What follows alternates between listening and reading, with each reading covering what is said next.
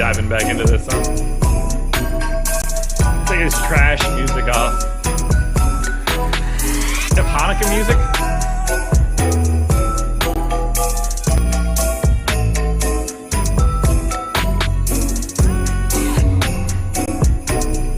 And we are live. Welcome to the NBA Strategy Show. It is Monday, November 29th. I am Josh Engleman. I am joined by Adam Scherer. We are here, brought to you by Yahoo Sports. It's going to be a good one. 9 games on the slate. It's going to be a great week. 9-5, 9-5, 9.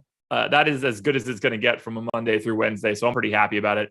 Please, if you can, hit that like button, subscribe to the channel, hit the notification bell so you know when everything goes live. Adam, how was your weekend? It was good. Finally snapped my losing streak. Had a good day yesterday in basketball and football. Could have been a little bit better, but nice to get a win on the board after a very long losing streak. How was your weekend?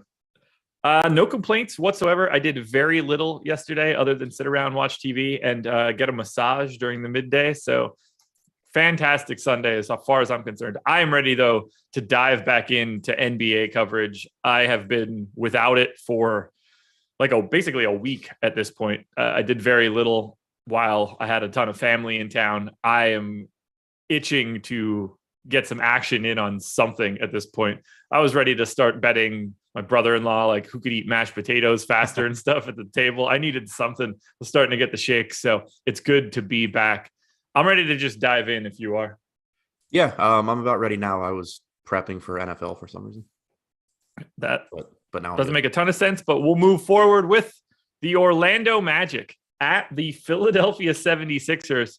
Now that Philly is back to healthy, the Orlando Magic are 15.5-point underdogs in Philly, 208.5 total. We can start on the Orlando side. Probably not a ton we need to worry about here. Mo Bamba is questionable. We know Cole Anthony is still out.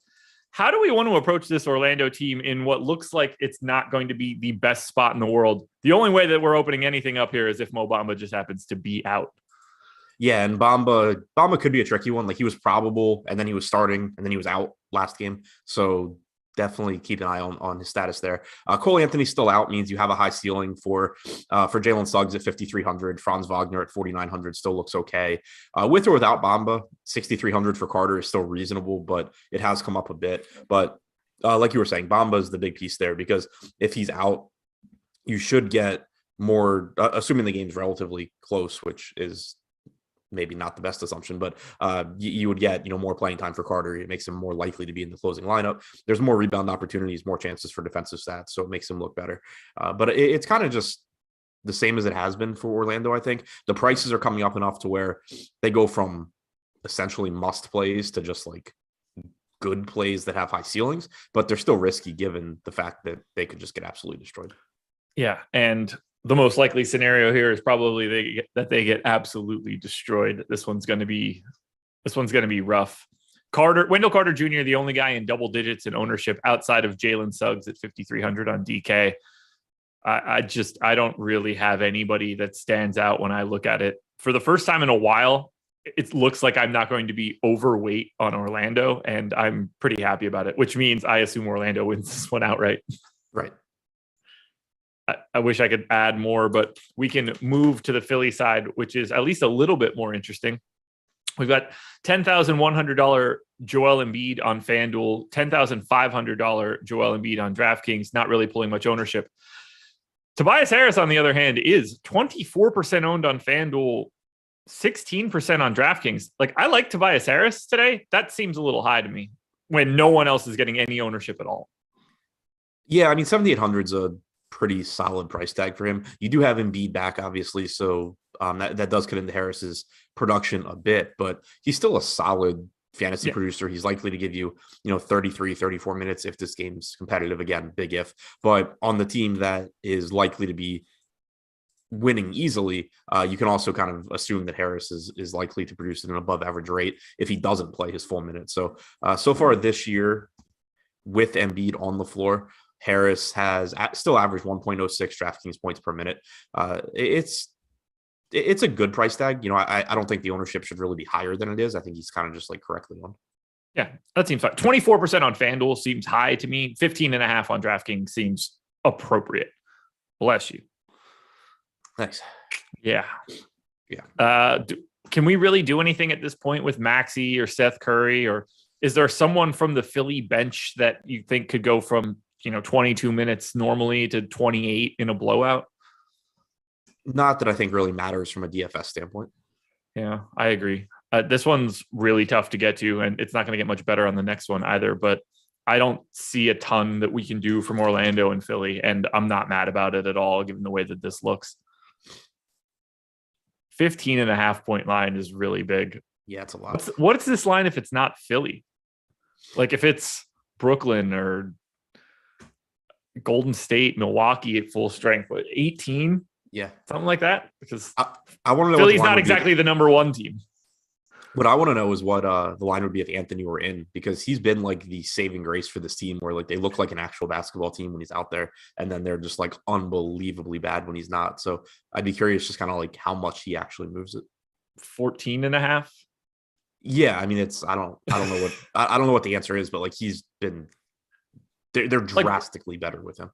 Like moving the line 1 point is a lot for one guy. Like if you extrapolate that over what that would mean over the course of a full season of like 2,000 minutes, where we're talking about multiple wins as a player. It might not actually need to be that, but I guess that's what happens when you take 30 plus minutes from Cole Anthony and give them to Michael Mulder.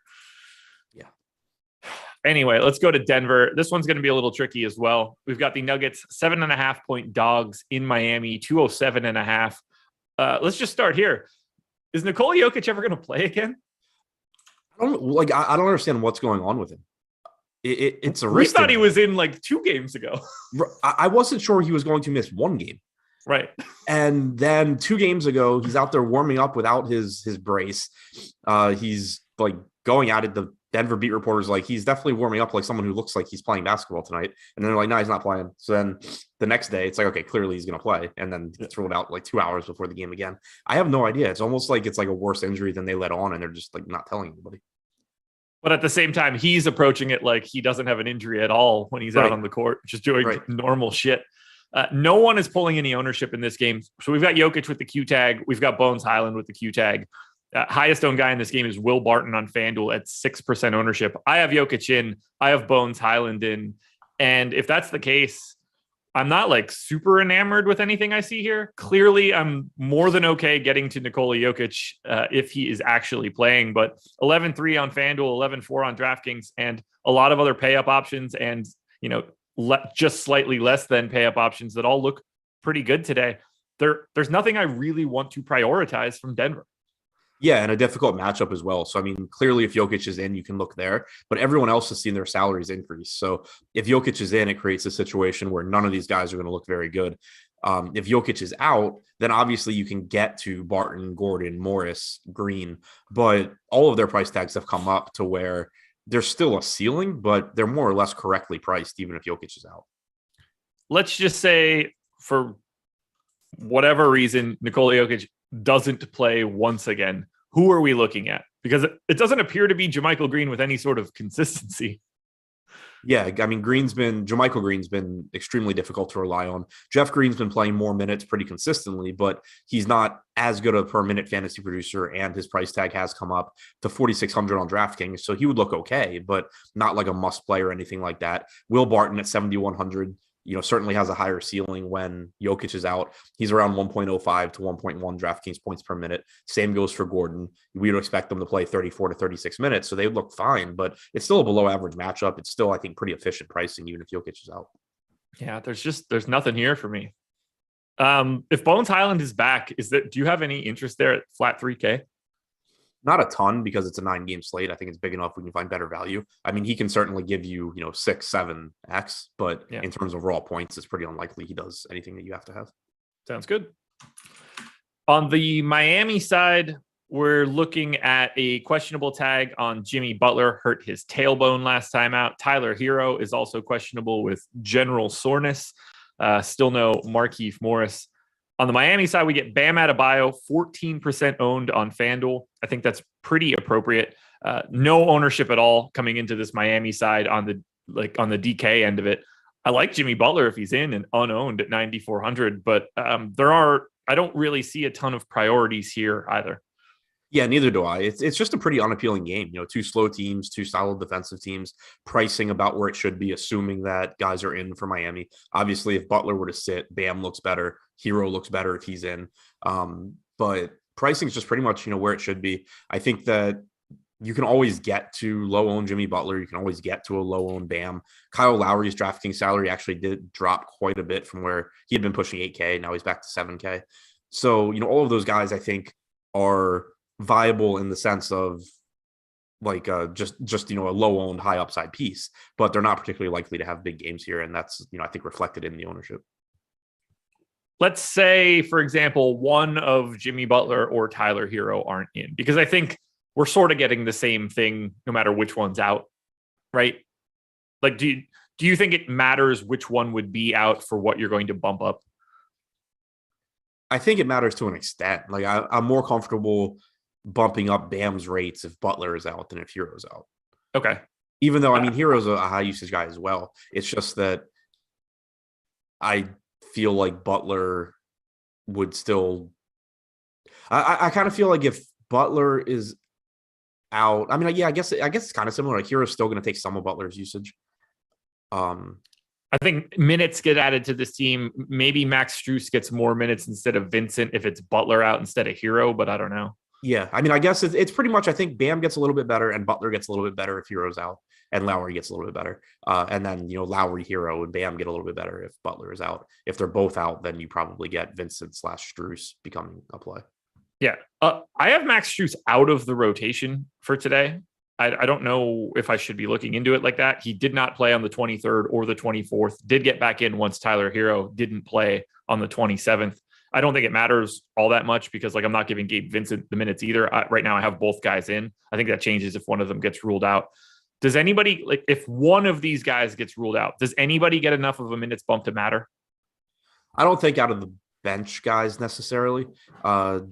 Last game you did get, is this right? Vincent played 30 and Strus played 30? Yes. Okay. So that's if you're really honest, it's 31 and 31, but I get where you're going. Yeah, it's 30, 33 and 30, 47. Robinson only played 24 minutes there. Tucker only played 18, so I guess that's where a lot of the minutes came from. But on average, I don't think that either of them look that good. It would kind of, I guess, become like Bones Highland type territory where they can 6-7x, but they're pretty unlikely to do anything you have to have. Yeah. Like Gabe Vincent's 4,500 on FanDuel. I probably don't even want to play him if he is getting the full run, or at least not a lot. 3,800 is a little bit better on DraftKings, but I don't think he's the type of guy that's going to matter all that much. Yeah. Anything else here for Miami or this game in general? No, if everybody's in, it seems like a pretty unappealing DFS game. Good real life game.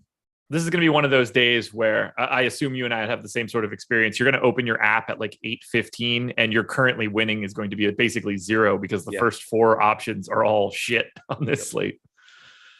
Shout out right now to Freddie P 1070. First place, big time super chat. First place last night in the FanDuel 555, 130K. Said, man, you guys rock. Those projections are a beast and the boom bust tool. Good work, team Awesemo. Good work, Freddie, man. Congrats on the 30K. That's awesome.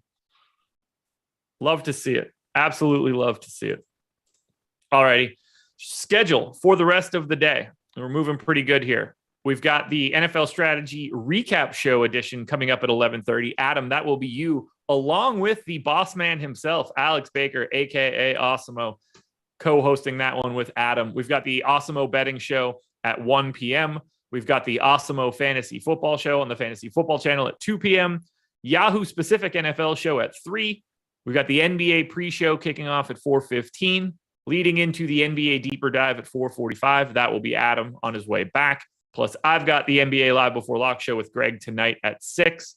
Our NBA player rankings are free for today. Our NFL single game top plays are free for today. And our NHL ownership projections. So now we can move on to a game that's way more interesting than the first two that we looked at. First one up, Charlotte Hornets, 5.5 point underdogs against the Chicago Bulls, 225 total.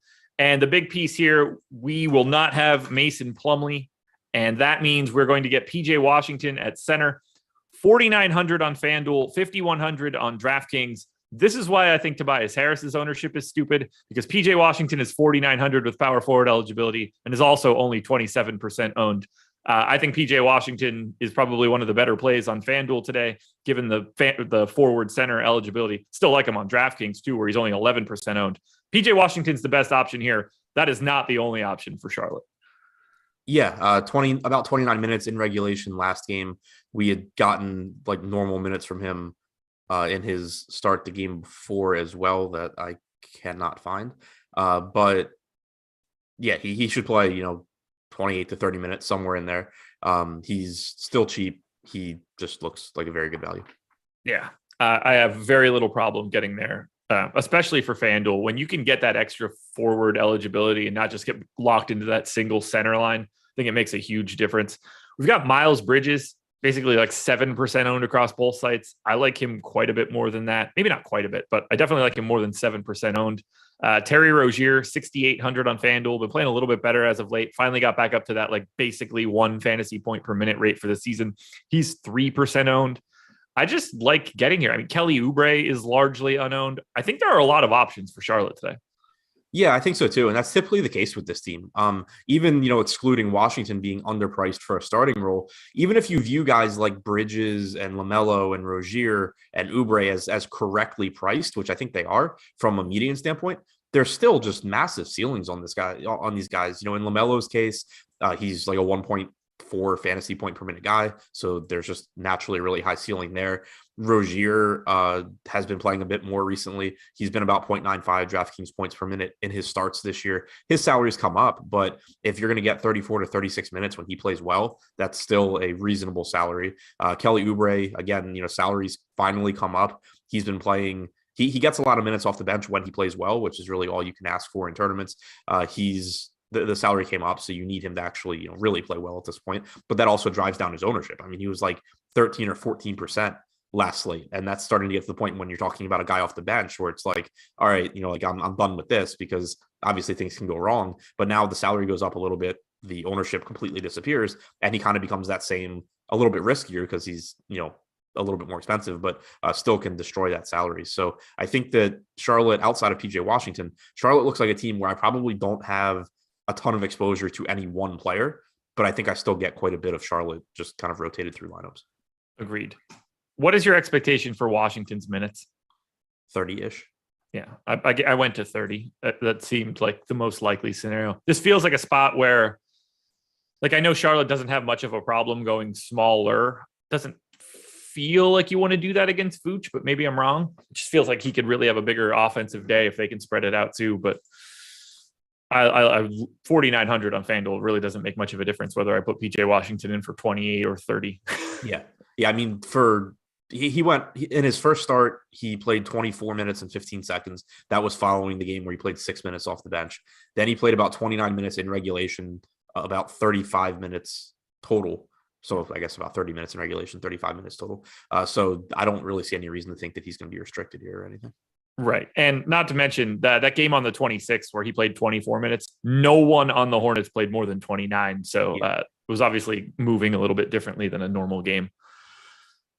On the Chicago side, everybody appears to be healthy and back and normal. And that makes me very interested in the 4 main guys from Chicago: DeRozan, Lonzo Ball, Zach LaVine, Nikola Vucevic. A little bit less interested now that Alex Caruso's price has been climbing. But on FanDuel, these guys are pulling a lot of ownership. DeRozan, LaVine, and Vooch are all about 20% owned. Lonzo's like 13. They're a little bit lighter on DraftKings. I'm pretty interested in Chicago. This is a massive pace up spot for them. Charlotte's the second fastest team in the league. What stands out most to you from the Bulls? Just a really good matchup here. I think it's difficult to look at any one guy and say that they're the guy you want to get to when all 4 of the main pieces on Chicago are healthy, and particularly when LaVine, DeRozan, and Vooch are all healthy. There's always the risk that one of them kind of takes over the game. And, that in any given game, you see Levine with a lower usage rate because DeRozan's doing everything or Vooch is doing everything or whatever. But for the season, we know that Levine and DeRozan have been the main catalysts of this offense. Vooch is still productive, but he's taken a backseat to those two in terms of usage. But this is a really, really good spot against a team that doesn't defend well and plays at one of the fastest paces in the league. All of these guys are reasonably priced. Vooch 8,300 on DraftKings, DeRozan 87, Levine 8,800, Lonzo at 7K in a spot where he can get out and run and really play his game. So I think that they all just look like very strong options. Yeah, it's a good spot. I did run a crunch and just generically take a peek at it. DeRozan and Vooch end up a little bit lighter than the public ownership. I seem to be neutral or slightly bigger on Levine and Ball. That's fine by me. It's going to feel like a random number generator with whoever I pick from the Bulls to begin with. Kobe White at 3,700 is kind of interesting to me in tournaments too. Talk to me about it. Just because I think there's still uncertainty there. I think that a lot of times you're going to get what you got last game where he only plays like 19 to 20 minutes, but Caruso played 34 minutes in that game. He's not going to play 34 minutes every game, or at least he doesn't have to. If Kobe White's playing well, why can't he take minutes from Caruso or really from anybody? So I do think that as long as the ownership on White is very low, which right now it's non-existent, I think that that's just a situation where we had talked about Bones Highland being like a reasonable point per dollar play, but pretty unlikely to give you a massive score. And, the same thing about the guys from Miami. Kobe White's, I think, a little bit different where he isn't guaranteed big minutes, but I think he has a easier path to getting minutes if he plays well. And we know he's not afraid to go out there and shoot. He's only 3,700. So I do like that play in tournaments as long as it's not getting ownership. I like it. Sounds good. Anything else here for the Bulls? No. All righty. Well, let's do this because it has to happen eventually. And unfortunately, we have a lot to talk about here. The Oklahoma City Thunder are in Houston. They're 2.5-point dogs, 215 total. I mean, this is just a steaming pile of garbage as a basketball game, but only Kenrich Williams is out for Oklahoma City. Only Jalen Green is out for Houston, which is also kind of interesting. Let's start on the OKC side where we have massive ownership coming into Shea, Lou Dort, Giddey, Darius Baisley, Jeremiah Robinson Earl's getting a little bit, but Giddey's 38% owned on FanDuel, 24 on DraftKings. Baisley's 28% owned on FanDuel, 16 on DraftKings. Dort is north of 20 on both sites. Shea is like 15. I don't really know what else I'm supposed to say here. I agree that those four guys should be getting a bit of ownership. I have some priorities more than others in that group, but you got to be playing some Oklahoma City today against Houston. Yeah, I mean, there's not really a way around it, I don't think. This is just two bad teams playing each other, and they play fast, Houston in particular. So there should be a lot of fantasy points to go around. I think Gilgeous-Alexander at 8K is obviously a good price tag, but Giddey at 6,500 is solid. He leads the team in assist percentage this year at 31.6%. Gilgeous-Alexander is at 1.05 DraftKings points per minute. Giddey's at 1.04. Those are the only two guys on Oklahoma City over a fantasy point per minute. But then you still have all of Baisley, Robinson, Earl, and Dort between 0.82 and 0.85. And, Dort likely to play 32 to 34. Baisley can play anywhere from 28 to 34. Robinson, Earl can play anywhere from 18 to 28, but they're just solid fantasy producers in a really good spot at pretty reasonable price tag. So, I think the ownership is there. I don't think that, they're sneaky by any stretch, but I also just think that they are very good plays. Do you have one that's looking at the boom bust tool right now for DraftKings? We have Josh Giddey with a 23.5% chance of being the optimal, 24% ownership. Baisley's 12 to 16. Gilgeous-Alexander 12 to 15, and then Dort 11% optimal, 23% ownership. So, I mean, I guess you could say Dort is going the most over-owned according to the boom bust tool, but the point being, there's four guys on this team with over a 10% chance of being in the optimal lineup. Yeah. Do you have a personal favorite from Oklahoma City? I mean, if I can get to Gilgeous-Alexander, I would say him, but I think it's probably Giddey because you get guard and forward eligibility. He gives you peripherals. The concern that I run into, because Dort gives you guard forward eligibility as well, and he's a little bit cheaper, but with him, I just always get concerned when Gilgeous-Alexander's in because Dort's usage goes down. He's not a high rebound guy. He's not a high assist guy. He does get defensive stats, but it's just easier for Dort to completely disappear in any given game than it is for Giddey. And so I'm not saying that as in, Dort's a bad play. I'm just saying like when I'm trying to distinguish between Giddey and Dort, I think I give the slight edge to Giddey. Okay. We're not looking at anybody further down the line for Oklahoma City, correct? I don't think so. I wanted to see. I just don't think Kenrich Williams being out is going to immediately make any individual person relevant. Well, I wanted to see what they did last game with Bogachevsky, but I'm not as quick at using add more funds rotations. 17 minutes. Kenrich Williams played. So. Yeah, Williams played. I was thinking, I thought he'd gotten hurt in that game. So I wanted to see what had happened, but apparently he didn't. So, yeah, I mean, there's nothing really else. I guess if you wanted to, like, throw a shot or two at $3,500 Bogachevsky and hope he picks up some of those minutes, that's fine, but probably not necessary. All righty. And then we move it over to the Houston side where things are basically the exact same. No Jalen Green, which means minutes to go around and shots to go around.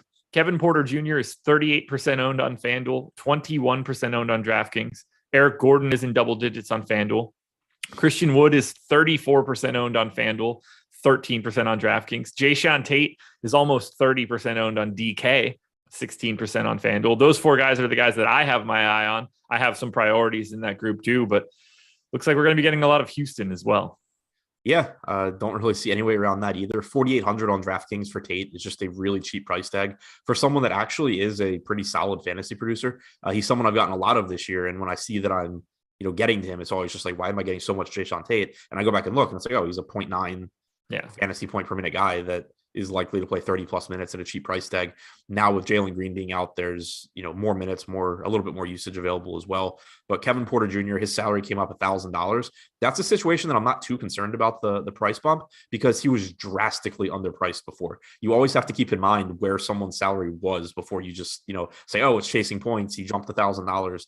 If he's, $1,500 underpriced and his salary increases by $1,000, you don't have to get away from him. So he still looks good here, and he's going to be lower owned tonight than he was the other night since that salary did go up. We have him at 20%. The other night he was at 46 or something. So, it's still just a good play on Porter, still a good play on Christian Wood. His salary came up a little bit as well. So it's easier for these guys to fail now than it was last game.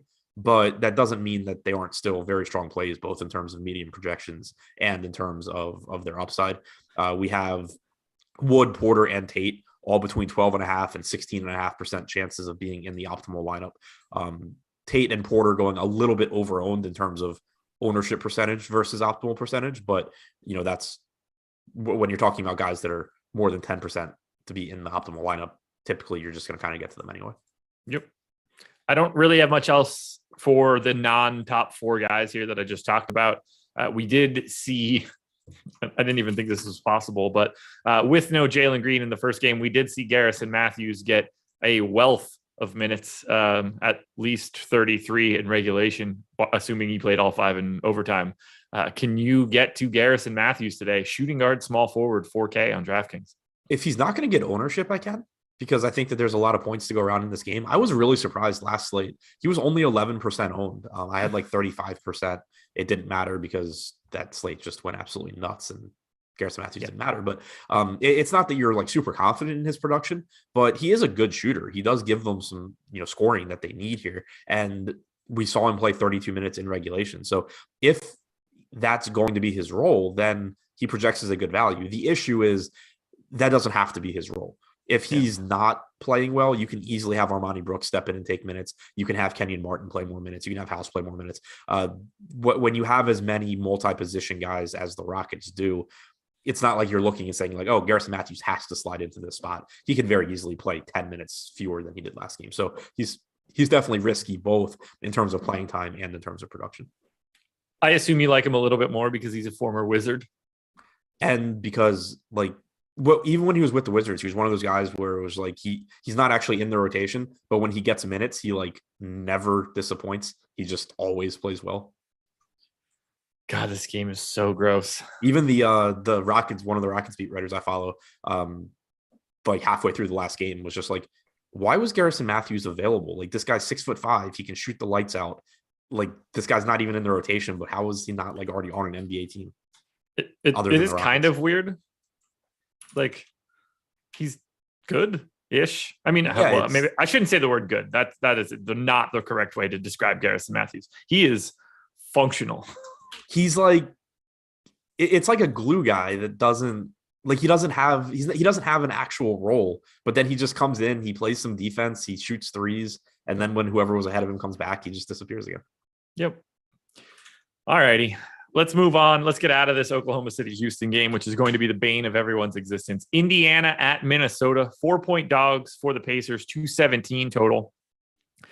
Business as usual for Indiana, as best I could remember off the top of my head. Yes, no TJ Warren. For Minnesota, it's still no Patrick Beverley. A lot of ownership coming in here. Karis LeVert is 25% owned across both sites. Malcolm Brogdon is around 20% on both sites. Sabonis and Turner, about 10% on both sites. I really like getting to Indiana here, in particular, those four guys. Probably like Turner a little bit more than most on FanDuel because he gets that power forward eligibility. Brogdon would be my number 2, but I'm going to get a little bit of all of these guys. Yeah, I'm there with you. I think that the pricing is still very reasonable. They are on the second half of a back-to-back, but they got blown out by Milwaukee yesterday, so I don't think there's too much to be concerned about. Malcolm Brogdon led the team with about 33, almost 34 minutes. Outside of that, nobody played more than Karis. Nobody except Chris Duarte played more than Karis LeVert's 26 minutes. So I'm not overly concerned about, resting or guys being tired or anything like that. I think the salaries still look very reasonable. Brogdon, 7,400. He's over a fantasy point per minute guy, even with LeVert in this year. He's playing huge minutes. Like I said, almost 34 minutes in a blowout yesterday where he didn't come close to playing the entire fourth quarter. He played like 41 minutes or something in regulation a couple of games ago. So you're seeing huge playing time from him still. He looks very good at that salary. Karis LeVert at 5,300. I'm really intrigued here because we've talked before about, at this salary and with a 25 to 26% usage rate, he can be a good play even in 26, 27 minutes. But he played 26 minutes and 38 seconds in 3 quarters yesterday. He didn't step on the floor in the fourth quarter. So based on the rotation, it kind of seemed like maybe he was about to get actual starters minutes, which we haven't really seen from him this year. So, worst case, he plays 26, 27 minutes here and he looks fine at 5,300, but I think there is a chance he plays a little bit more. Miles Turner always has a high ceiling, so Sabonis looks fine. The main 4 for Indiana, I just think all of them look good. I think that Brogdon's the one that I would get to first. Okay. Yeah, we're on the same page on Brogdon. I'm a little nervous about LeVert, just that the ownership is already there. I don't want today to be the day where I get away from LeVert for the first time in ages because the ownership's already there. And it is the day where he plays 34 minutes and smacks people around. Yeah, I was going to say the opposite, though. Like, I think that he's a good play at 5,300 for all the reasons I said, but it does concern me that he's projected for 25% ownership because while he could have a good game in 27, 28 minutes, it's pretty unlikely that he gives you something you have to have in 28 minutes at 5,300 in terms of raw points. And if 25% of the field is on a guy that plays 28 minutes and gets, say 30 DraftKings points, you're in a pretty advantageous situation if you're not there. And, for what it's worth, he's the only guy on this team that is projected to be pretty drastically overowned. Again, a 12% chance of being in the optimal lineup. So it's not like he's a bad play, but 25% ownership, you compare that to a 14% chance of being the optimal for Brogdon, 10% for Turner, 9% for Sabonis, 14 for Duarte. I don't know where 3,900. Yeah. I mean, I get it. I feels a little high to me as well, but that one's going to come down to how many minutes you're actually projecting Chris Duarte for, which seemed to be a little bit less than it was earlier this year. Yeah. He did play a lot yesterday, but for whatever, it's like the point I'm trying to make here is that the only guy on this team that has an ownership percentage way higher than their optimal lineup percentage is LeVert. On the Minnesota side, we've got more ownership coming in on both sides. D'Angelo Russell, we'll call it 15 across both sites. Anthony Edwards, 10 to 15. Towns is 12% owned on FanDuel, where he's 8,800. Malik Beasley did not get the sort of minutes jump that we were totally expecting over these past couple of games. He's still just 4,300 on FanDuel, 4,400 on DraftKings. I like him if he's not getting any ownership because I don't think it's crazy for him to fall into a little bit more time. But if I'm prioritizing anything here, it is likely Anthony Edwards and D'Angelo Russell. Towns to a degree on FanDuel. Where are you at for Minnesota? Same spot. I think that Russell and Edwards are very, very similar in terms of how they project. I think Edwards' ownership is a little bit higher, and he's a little bit better play because he has guard and forward eligibility compared to only guard eligibility for Russell. Since Russell came back from his injury, he's averaged 1.17 DraftKings points per minute. Edwards has averaged 1.08 DraftKings points per minute. Edwards has a 26.2% usage percentage, which is still good, but it's worth mentioning because he was, up above 30% for a lot of the season when Russell was playing fewer minutes and then Russell was out. So Edwards' usage does come down, but you still see those monster games where he kind of just takes over, and that's the upside he has. He's not really expensive either, so it's not much of a concern. Russell's at 34 minutes per game, 27.2% usage rate, 30.5% assist percentage since coming back. So I think both of these guys look like very good options. Are you doing anything with Beasley? If he's low owned, I don't mind getting there. Yeah. I think that there's volatility in the minutes. He hasn't played particularly well this year. He's been about a 0.75 fantasy point per minute guy. Played 24 minutes last game. He's only 4,400. I mean, in 24 minutes, he could give you a good score there. There's also the chance that he happens to close this game. For example, last game, Vanderbilt subbed in and closed. Maybe if he's playing well, Beasley gets those extra 4 minutes and, gets 28, 30 minutes. So a lot comes down to ownership there because I don't have any, I was way under the field on him last slate too, when he was really popular. And I was kind of just like, okay, I get it. He projects well, but there's also a pretty low floor. I think that it's kind of the opposite here where if he's only going to pull 4% ownership, I think he's an interesting option to get to. All righty. Any Towns thoughts in general? Just he's good. Yeah, he's good. If you get to him, you get to him. Yep. All righty. Well, I think we need to talk about a bit of a promo code we got going on. Congratulations, everybody. It's Cyber Monday, and we got a cyber deal for you. Use the promo code CYBER. You'll see it on the screen shortly, I'm sure. You can get 75% off your first week of Awesemo Plus Platinum when you use that promo code. All caps, gets you full access to everything we have to offer here at Awesemo.com for just $7.50. That's player projections for everything, ownership, lineup builder, our boom bust tools for the NBA and NFL, and so much more. If you're looking to get into Awesemo.com and this is the first time that you've ever done so, this is the deal that you want to get to. It is Cyber Monday. This deal is only valid today at 11:59 p.m. Eastern time tonight. It is done. So get in now or you're going to miss out. Stop guessing, start winning. Join Awesemo Plus today. We'll move it on to the Cleveland Cavaliers at the Dallas Mavericks. Cleveland 5.5 point dogs, 207 total. On the Cleveland side, they've sort of got most people back. We do have Dean Wade doubtful. I don't know how much that matters once everybody is all sort of healthy. Chetty questionable with a lower back injury. On Dallas, we've got a Q tag on Jalen Brunson. Frank Ntilikina remains out. Assuming everybody is in for Cleveland, there's not a lot here that people are getting to. Lauri Markkanen at 9.5% owned on DraftKings is the highest ownership number. I've got quite a bit of interest in power forward center eligible Jared Allen on FanDuel at 2% ownership, particularly here against Dallas. No problem getting to him on DraftKings either, but he only has the center eligibility. What do you like here for Cleveland, if anything? I wouldn't say I like much of anything. I think that they are pretty much correctly priced at this point, but I do like the ceilings these guys give you at low ownership. If you can get Allen at power forward on FanDuel, that's really valuable. But one thing that stands out with him is that he's still getting plenty of minutes, even with guys back. We didn't know exactly how things would look with Mobley and Kevin Love, but you still got 35 minutes and 42 seconds from Jared Allen last game. He's over a fantasy point per minute guy. It's certainly not somebody you have to have, especially on DraftKings where he's only a center, but there's obviously 50 fantasy point upside for him still. So yeah, I think he looks good where you can roster him power forward on FanDuel. Darius Garland still playing big minutes. He's expensive. Mobley is relatively expensive. I think these guys are just sort of, it's one of those teams where, if I get to a little bit of them at low ownership, it's fine. But if I don't get to them, I'm not going to be overly concerned either.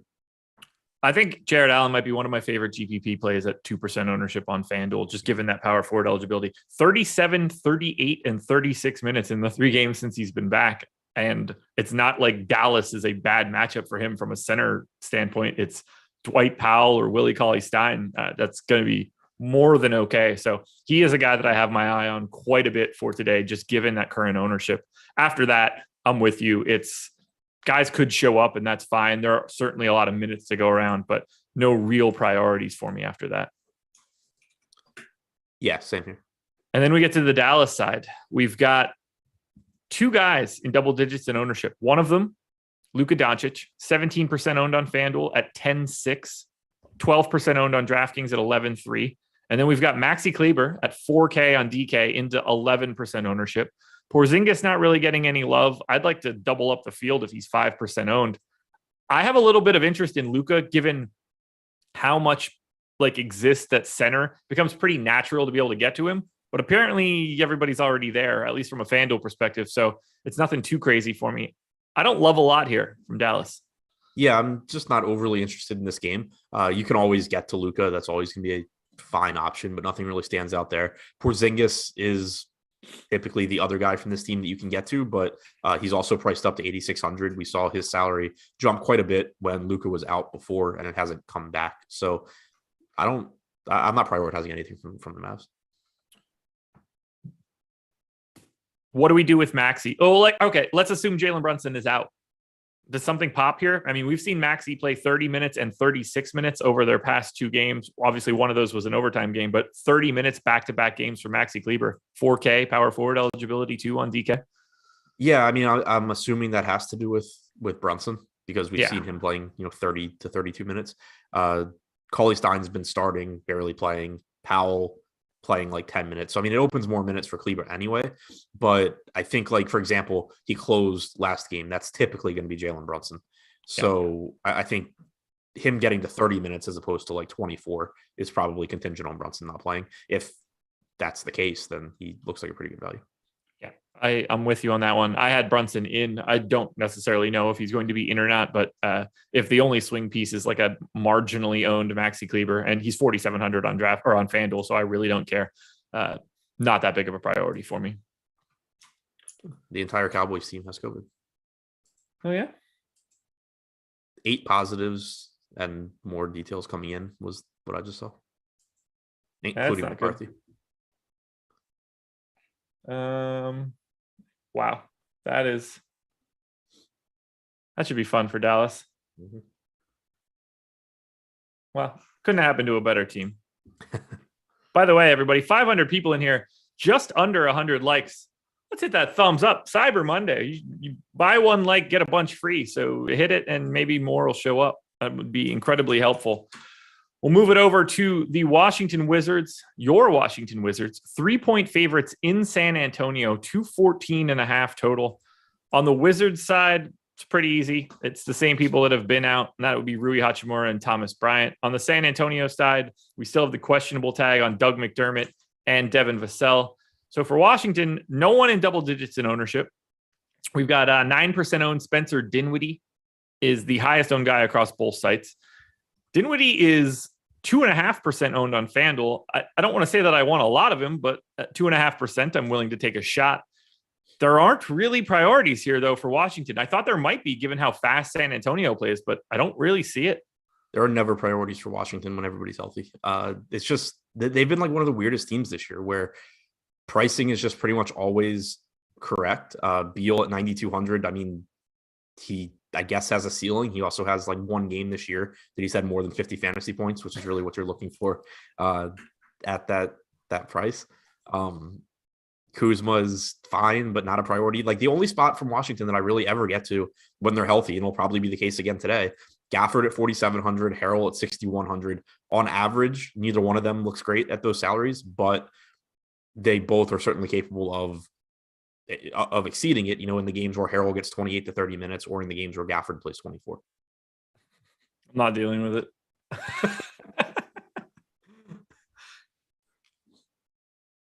I wish that I had something I could recommend here for Washington, but I just don't.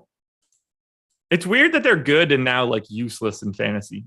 Yeah, as opposed to being really bad or kind of bad and then just great for fantasy. I got told that we're not going to get a thumbs up up because I was hating on the Cowboys. That's what else do you want me to do? It's the Cowboys. Oh, wow. And they play Thursday. Yikes. McCarthy is out. So whatever that's worth. Huh. What in the world were they doing this weekend? Yeah. All righty. No, I got nothing else here for Washington. Probably have a little bit more that we could talk about for San Antonio.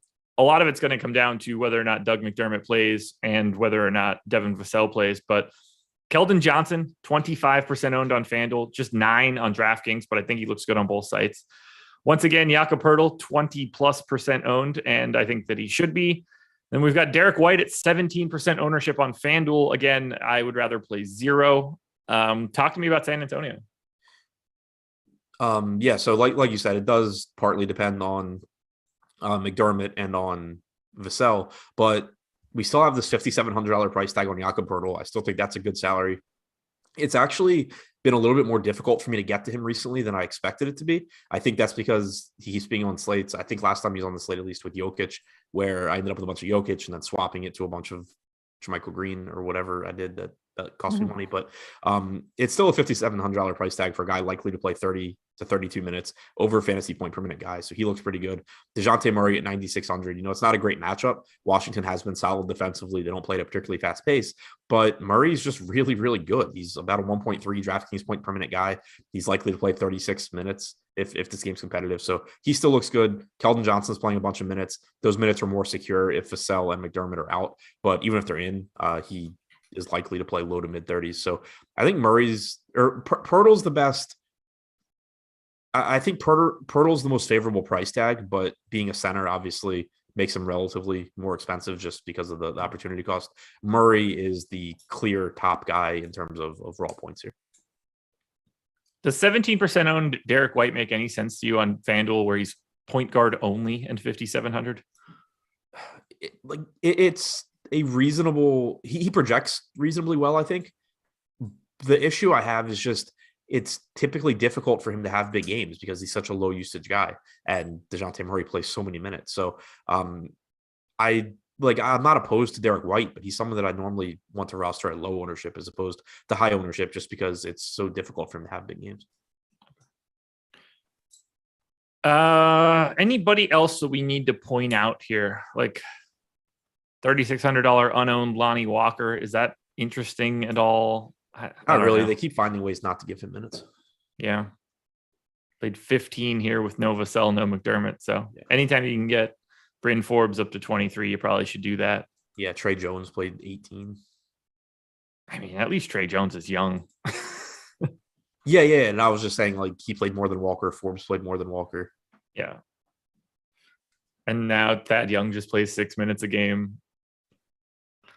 That's still so confusing to me. Congratulations, Spurs. All righty. I got nothing else here in this one. Me neither. Poeltl and Murray are really where I want to be. Johnson would be my third piece, followed by White. Let's talk a little bit about the presenting sponsor of this show. That would be Yahoo Fantasy. And we've still got a really good deal for you. You get 1 free month of Awesemo Plus Platinum. All you have to do is be new to Yahoo. Sign up for an account using the link in the description of this video, make a deposit, and then play. That's all you got to do. Yahoo will send us your name after you play in your first paid contest. We will then reach out to you via email with a coupon code. If you need immediate access, email support@awesemo.com. We can help get you set up. You'd also get a free $10 of site credit by clicking the link in the description, which can be used to enter any Yahoo contest at all. We've got a ton of Yahoo tools and projections that will help you at awesemo.com. They run basically the best NFL contest you'll see every Sunday. It certainly was that yesterday. You should be getting into it. As long as they're offering low management, no management, or even negative management fee contest, that's going to be the best place that you can go to try to build a bankroll. So make sure you're checking out Yahoo. 2 games to go, Adam. The Portland Trailblazers at the Utah Jazz. Blazers are 8-point dogs, 223 total. Portland will be without Norm Powell. Utah has a questionable tag on Royce O'Neal. The lack of Norm Powell is going to really open up something. I just don't know what it is quite yet. Dame Lillard and CJ both look good. They should see slight usage bumps now with no Norm Powell. He's just a guy that's not going to, like, they're taking off a guy that shoots for sure, not a guy that shoots as much. Nas Little appears to be the guy that's getting the biggest bump in our ownership projections. 4,200 on FanDuel, 3,500 on DraftKings. He's 25 to 30% owned. We see Anthony Simons at 4K across both sites, who's about 15 to 20% owned. We got Larry Nance at 3,600 on DraftKings, 14% owned. I don't know where we should start here because I'm not entirely sure what Portland's going to do. So the floor is yours. I mean, I think we start with Nas Little. He's played 2 games without Powell this season. He's averaged 29.4 minutes per game, 0.75 DraftKings points per minute. I'm assuming he slides into the starting lineup here at 3,500. It's going to make him look like a great value. Using guys like Simons or Nance, even though Nance doesn't really even play the same position, as leverage, if they're projected for lower ownership, makes some sense, but it's not like either of those guys are going unowned either. So I think just getting to Nas Little at 3,500, assuming he's in the starting lineup, is where I'll mostly want to be. Okay. How do you feel about the ownership that's coming into both Little and Simons? Is that a situation where you think both of them are going to get a big benefit here? So I want to see what Simons did in the games without Powell.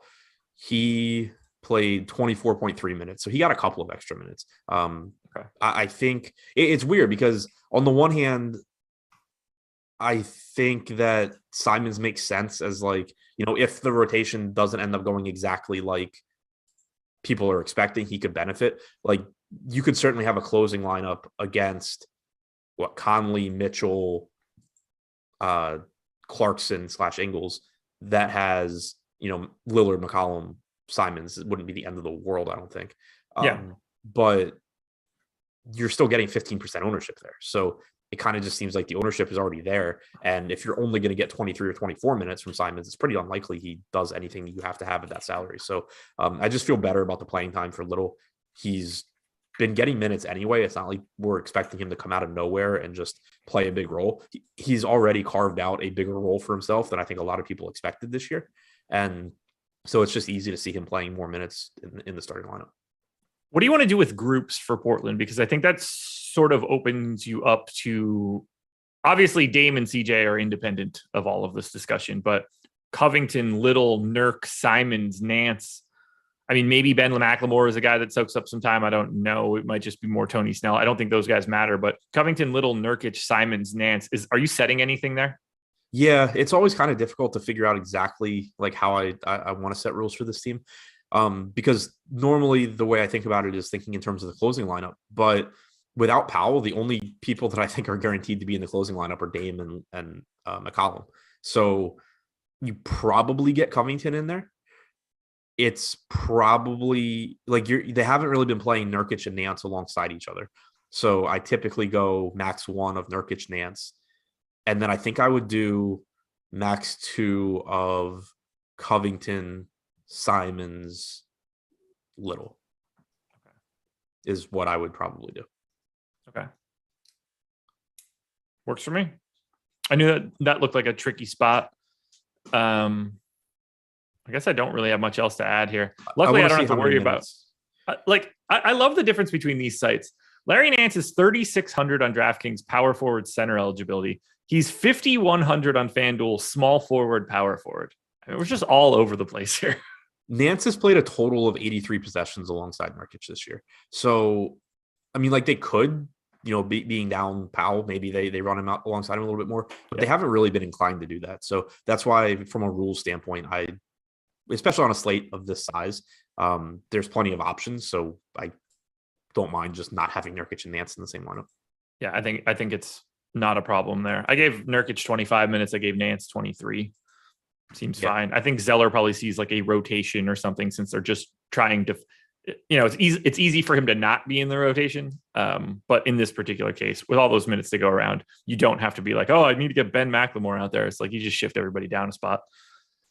I wonder, I'm kind of interested in Nurkic here.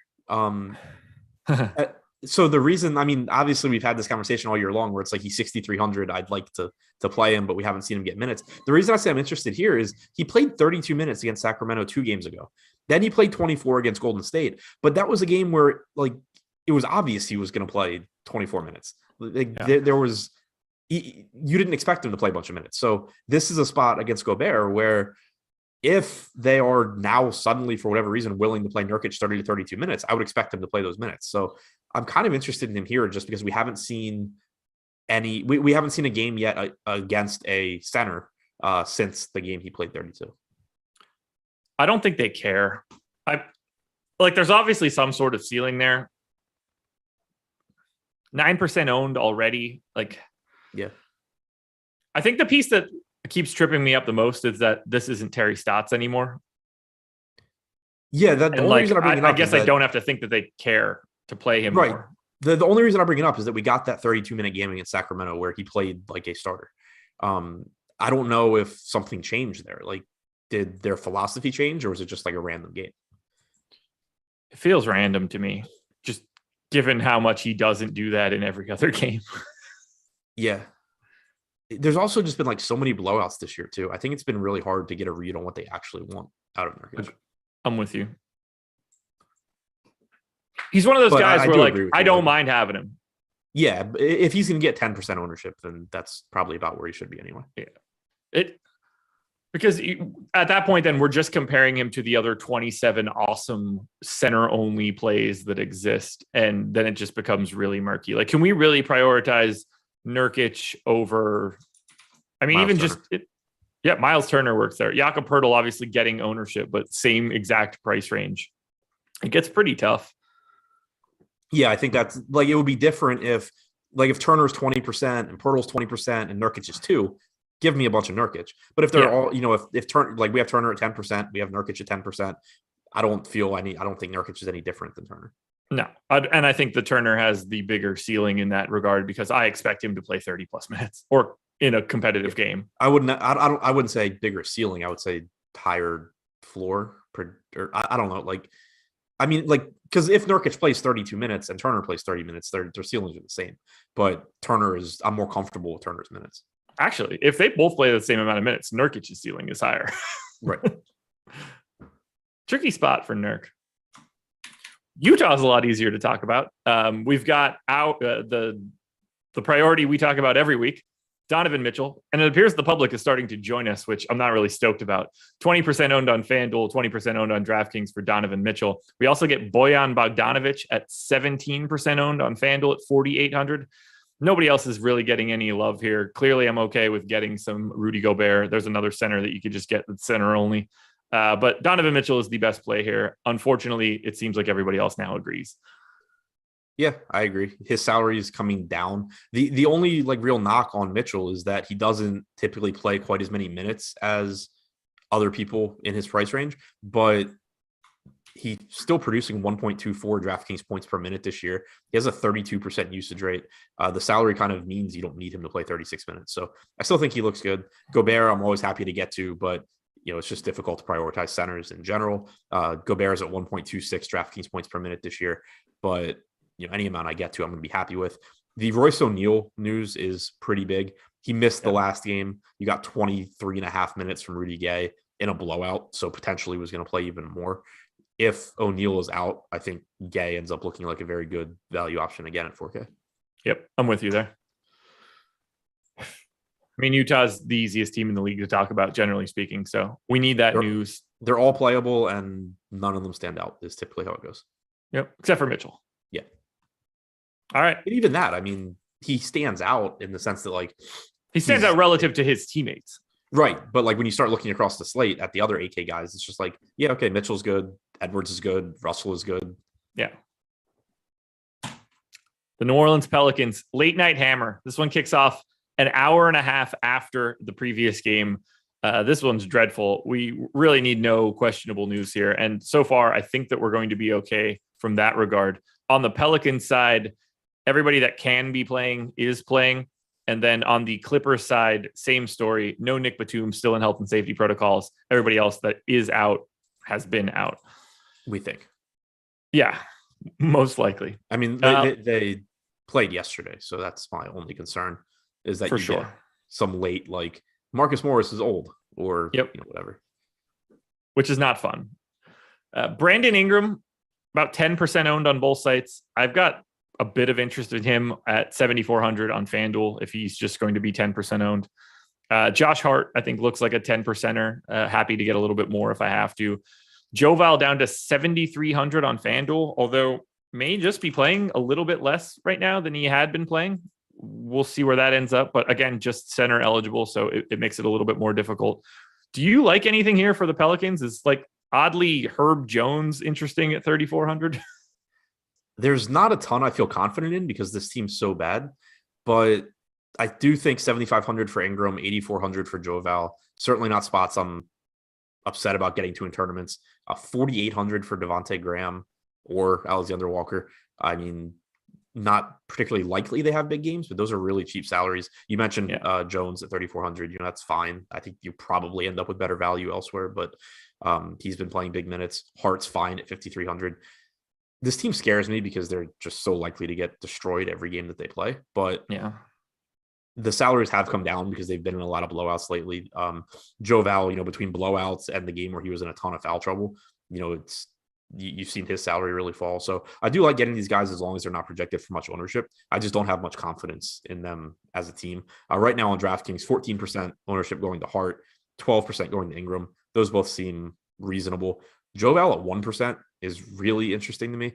It's still a 1.25 fantasy point per minute guy that if this game's competitive, there's nothing that suggests he's not playing at least 32 or 33 minutes. Yeah. And that's the ownership we were looking at for Nurkic. Now, obviously, the price scale is different. Like Joval is more expensive, but that's what we wanted to see when you're just like, okay, that becomes a different thing in a GPP if this one's competitive. I am a little nervous that, like, I've brought Joval's minutes projection for me down a little bit from where it was. I have him at 31 for this game. I don't know how comfortable I feel with that. I could probably go to 32 and be fine, but it was a massive number, and it looks like they've dialed that back just slightly. I don't know if I should be reading into it like that, but hasn't played more than 30 minutes in his last 5. Is that just a function of New Orleans being terrible? Probably. I mean, he played 16 minutes in the first half last game. Like, I think I would go around 32. I'm not going 34, 35 anymore. Just the combination of them being bad, but then also, Hernan Gomez potentially just playing a few more minutes than Jackson Hayes was. That's not saying, I think that Hernan Gomez is going to start like splitting minutes or anything, but even if he plays a couple minutes more than Hayes was, that's taking minutes away from Joval. But at the same time, they've been in blowouts. He had the one game where he was in huge foul trouble. Like, if you go back over those games, blowout against Utah, played 29 minutes the game before against Utah, 24 minutes in a blowout against Washington, 19 minutes against Minnesota. I think that, he had 5 fouls in those 19 minutes, 23 minutes in a blowout against Indiana. So it's just been a lot of, random shit in those games too. Yeah. I bumped him up to 32. That works for me. What do you do with Herb Jones, 3,400? If you get to a little bit, that's fine. I mean, he's projected to be like 1/3 the ownership of Nas Little. I think Little's the better option, but 3-1, if you need a lower owned guy in that price range, Jones is fine. The minutes have been nice. The production is, he's not going to get a lot of usage on this team, obviously. I'd love to know why he has center eligibility. It's a really good question. I mean, that's just not the case, particularly for this team where, as best I could tell, like, no one else plays center other than very clear centers. They don't really go small. Here's the minutes split for Herb Jones on cleaning the glass. 33% shooting guard, 54% small forward, 13% power forward. They have not classified him to play a single minute at center. Yeah. And so, like, as far as comparing him to Nas Little, you're probably going to get, let's call it 32 minutes from Jones. Over the last 4 games, he's played 31, 30, 35, 26. So similar playing time for the season. Little's at 0.75 fantasy points per minute. Jones is at 0.63. In the 2 games that he started, Little was at 0.75 fantasy points per minute. Jones is at 0.63 for the season. For the season, Little is at 0.85. So you expect that to come down the more minutes he's playing, but obviously more minutes. So he clearly projects as the better option, but if you need a lower owned guy, then Jones works. Let's close it out with the LA Clippers. Massive ownership on FanDuel coming into Paul George, shooting guard, small forward eligible, 9,200. He is 32% owned. I'm not going to lie, that's more than I would like to have. He's 15% owned on DraftKings at 10-2. The only other guy in double digits right now is Reggie Jackson, 15% owned on DraftKings at 6,100. I understand that Paul George is good. I don't need him in 32% of my lineups today. Yeah, I mean, I think he looks fine. He's 15% on DraftKings at 10-2. I think, he's solid. He's around a 1.4 DraftKings point per minute guy. If this game's competitive, he's likely to play 35, 36 minutes. If it's not competitive, there's a good chance he played really well. So I'm fine with George at 15% on DraftKings. Yeah. I don't see how 32 makes any sense given some of the guys that weren't pulling it. We know what that mid 8s to like low 9s range looks like on FanDuel right now, where there's 27 other dudes there. I just can't make him that priority if the ownership is already there. And that's not like, I think I'm projecting him pretty well. He's been at 1.2 FanDuel points per minute over the past 30 days. I've got him at 1.3 in this game at 36 minutes. There's not much more else I can do to project Paul George. I assume I've got a pretty high projection on him at 46.5 for FanDuel today. I'm still not going to get to 31% owned. He'll be one of my biggest fades. I hate it. I hate it so much. It's so scary. It's the late night, man. I'll be asleep before that game even tips off. And if he's got 33% ownership, I'll have no idea what's happening. I mean, what do we do with the rest of this team? For what it's worth on FanDuel in the Boom Bust tool, Alex has him with an 18% chance of being in the optimal lineup at 32% owned. I don't have it too far away from that. So that's also pretty dramatic. So Reggie Jackson, Eric Bledsoe, Marcus Morris. What else is there here today? If the ownership holds how it is right now, I'm going to end up getting to a lot of these random Clippers pieces. I think Jackson at 6,100 looks fine. He's coming off of a really bad game yesterday, but we've seen, plenty of playing time from him. But where I'm really interested, Marcus Morris is 4,600. He played 34 minutes yesterday. That partially makes me think that we get news that he's not going to play today. But if he does, then clearly he's good to go. He played 34 minutes and didn't even need to close that game. He lost 4 minutes to garbage time. So if he's going to play like legitimate starters minutes with Batum out, then he looks really good at 4,600. Bledsoe at 5,200, knowing he's capable of playing 30 plus, looks good. Zubats, yes, he's a center, which makes it tough to get there, but 5,600 against a Pelicans team that is probably going to give 48 minutes or close to it to Joval and Hernan Gomez. And one thing to like about Zubats too is if you do get late news that Morris isn't going to play, that solidifies Zubats minutes a little bit because it makes it less likely the Clippers go small, even though I don't think it's particularly likely they will anyway, now that they have 3 healthy centers. But, I think that any of these Bledsoe, Morris, Zubats all projected for 3% or less ownership on DraftKings. I would say Bledsoe and Morris are the ones I like the most since they're not centers, but that's really low ownership against one of the worst defenses in the league. Anything else we want to touch on before we get out of here? No, that's it. Deep dive later today. Deeper dive at 4:45. Yep. Football show next. Deep dive after that. Deeper dive after that.